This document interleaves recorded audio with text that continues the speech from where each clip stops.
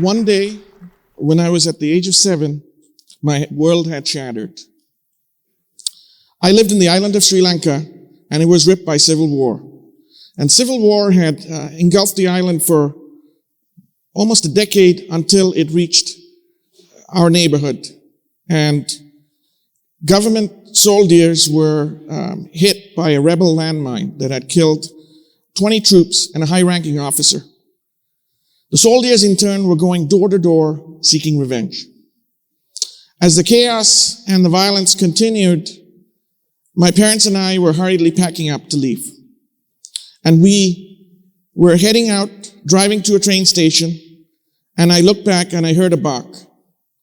And my parents and I were in utter amazement to see the 2 pet dogs that I grew up with, that I fed every day, that I played with, were following us to the train station that was nearly 5 miles away. We never said goodbye to these dogs. They didn't know we were leaving for the last time. Yet somehow they knew we were heading out and they came to say goodbye. This goes to show you the great connection that we have with our pets. Who was going to feed them? Who was going to take care of them? Those were all questions unanswered. But that question of how we're so interconnected with our plants and animals stood on. Our plants and animals are intertwined with us. In fact, they're perhaps indivisible from us. They bring important bio-knowledge. They're critical for our health and well-being, and they're a source of our companionship. We're in a bit of a crisis right now. Take, for example, the honeybees. The honeybees pollinate nearly 80% of the world's flowering plants and all of the major crops that we eat for food. In fact, it powers our modern civilization. But the honeybee population is being decimated due to pests, predators like Africanized bees, due to encroachment of their ecosystem, as you've well heard, including increased pastures and farmland, increased cities and suburbs. And so if the honeybee population were to catastrophically collapse, we will be going out of food. This goes to show you how intertwined we are with the plants and animals that we live with. Speaking of catastrophes, nearly 75,000 years ago, there was a major volcanic eruption called the Toba supervolcanic eruption that had nearly wiped out the human population. Our numbers had decimated to the level of 1,000 individuals. Yet here we are, we have rebounded back. And it goes to show you that both plants and animals are fragile. And so, we're also indivisible from these plants and animals. For it is important bio-knowledge that they bring. It is critical to our health and well-being. And they're a source of our companionship. They also share the same air we breathe, the same water we exchange, and the same earth that we all share together. And so, very recently, we have heard, the challenges of biodiversity and how they're facing a near emerging catastrophe. And the WWF, the World Wildlife Fund, reports that in the last 50 years, the world's wildlife have been reduced by nearly 73% in the last 50 years. And this all sounds like it's a story of doom and gloom, and yes it is, but we have hope. Take, for example, the story of the Judean date palm. And this goes back 2,000 years ago, when the Roman Empire was ever expanding, and it was in the midst of expanding into the world of the Judeans. The Judeans, knowing that they were under threat, had the foresight to collect what was most important to them. Religious texts, cultural artifacts, and seeds from their beloved Judean date palm. And with the invasion came violence and chaos, and history wrote that the Judean date palm was extinct. it went extinct from all of this chaos. But lo and behold, in the year 2005, a pair of scientists were able to extract seeds from some of these urns that were left by the ancient Judeans, and were able to actually resuscitate the Judean date palm back to life again. And it goes to show that given the resources and given the will, we can in fact try to mitigate from some of these catastrophes. And so we have a moral obligation to save the plants and animals that are indivisible from us. For it is the same earth that we share, it's the same water we exchange, it's the same air that we breathe. On another note, a bunch of concerned individuals went to the extra step of figuring out how to safeguard the seeds needed for Earth's food supply, particularly, human civilization's food supply. Yet, they had a great idea, some money, but not enough land or resources to pull this off.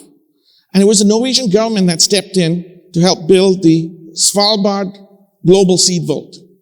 And so now the Seed Vault hosts all of the major seeds needed for humanity's food supply. And you might think this is a great solution, and it is.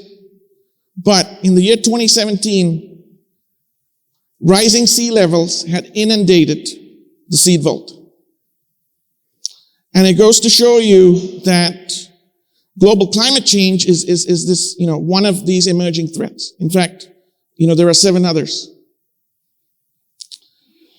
And so we can't really put our eggs in one seed vault basket. We need to find other ways to, save our biodiversity. But on a happier note, and thanks to advances in technology, take for example cryogenics, it is now possible for us to take individual cells of plants and animals and freeze them below minus 180 degrees centigrade. And we can actually store them for eternity. And thanks to this capability now, states like California are going to the active step of freezing endangered cells from endangered plants and animals using cryogenics. But where do we store them if Earth is under increased threat? What about somewhere else? What about, say, the moon? And you might think that's an otherworldly idea, and yes, it is. And just from the Apollo mission, it just took us 4 days to get from Earth to the moon. Just 4 days. In the year 2012, there was a remarkable discovery made here from Arizona. Dr. Mark Robinson and his team, the LROC camera team, managed to discover nearly 100-meter pits on the lunar surface. These pits are literally, big holes punched into the surface, and they are ready-made shelters against solar and galactic radiation, extreme temperature swings, and whizzing micrometeorites that travel at 3 to 5 kilometers per second. These pits are thought to be entrances to lava tubes that could have been pristine for the last 3 to 4 billion years. So as you all know, the story of Noah's Ark, in which Noah built this wooden ship to save animals 2 by 2 in that great flood. Here we introduce you to the concept of the lunar ark.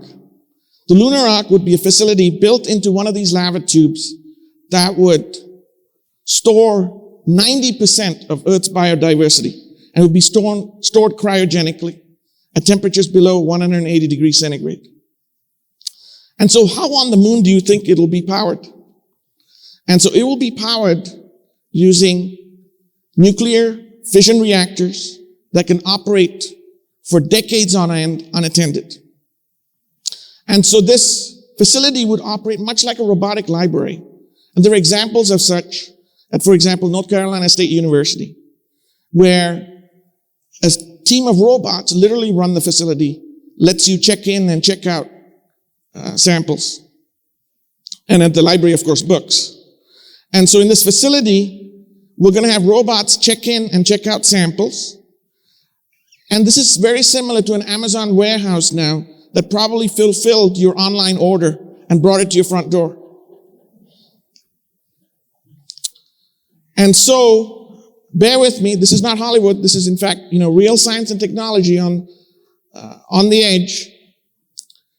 If a species goes extinct here on Earth, we could then collect that backup copy at the lunar rock and resuscitate it. And we will resuscitate it in one of a series of orbiting terrariums.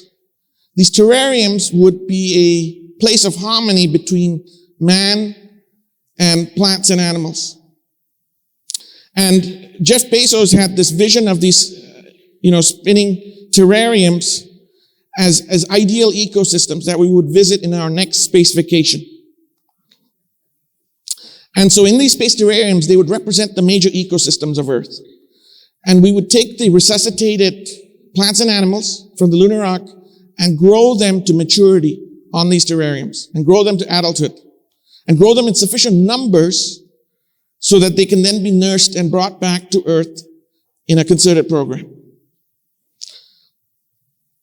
And so, thanks to the lunar rock, we're one step closer to potentially saving Earth's biodiversity before it's too late. But it even gets better. If we have a vision for inhabiting the moon and Mars, we need to take our plants and animals with us, for they're indivisible from us. And for us to take our plants and animals with us, Elon Musk, for example, had this vision of setting up a Mars colony. Well, the fact of the matter is we cannot do it alone. We got to bring our plants and animals with us. For they bring in important bio-knowledge, they're critical for our health and well-being, and importantly, companionship, just like I had with my pet dogs when I was 7. Thank you.